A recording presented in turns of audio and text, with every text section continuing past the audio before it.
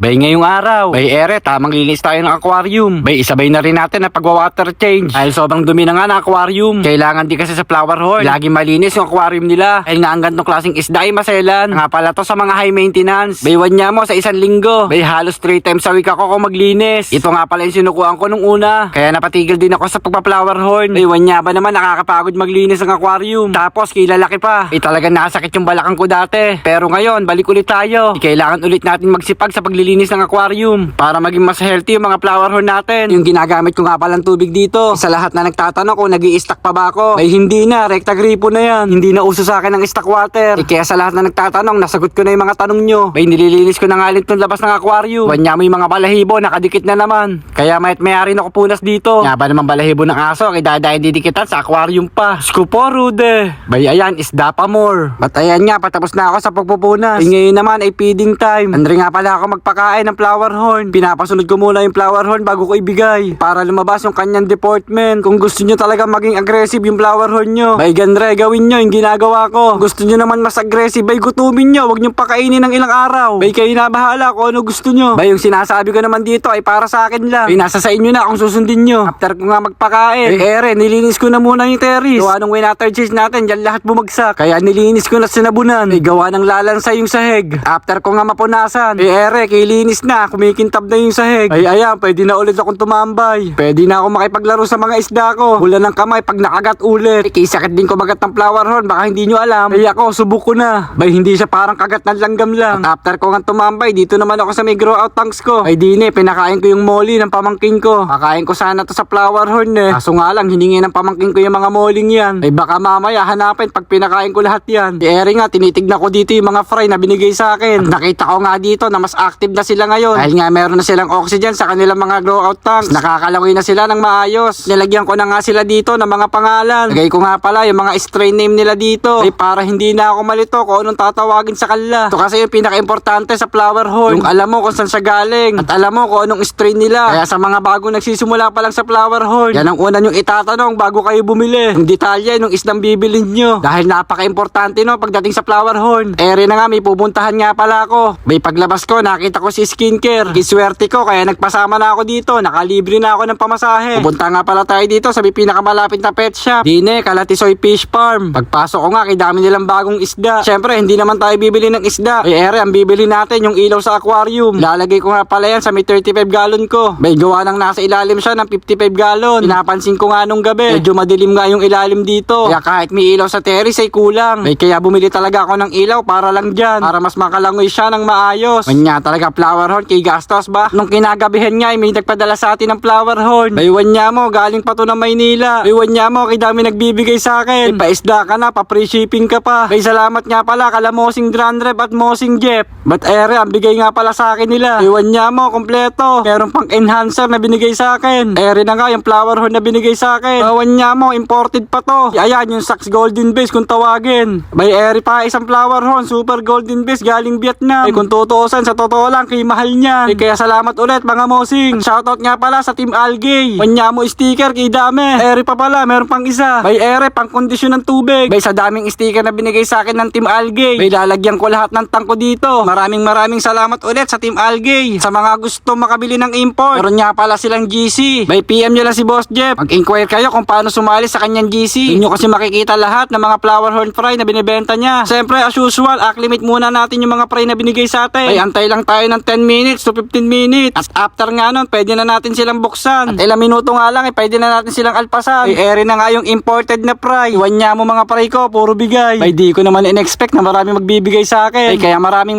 salamat sa mga kapwa ko, fishkeeper. Ay lalong lalo na sa FH community. Bay salamat sa suporta nyo. Shoutout na lang pala sa lahat ng team ng mga flower horn. Hindi ko na kayo maisa-isa. Ang masasabi ko na lang sa inyo, happy fishkeeping na lang sa ating lahat. Hosya, hanggang dito na lang. Bye-bye!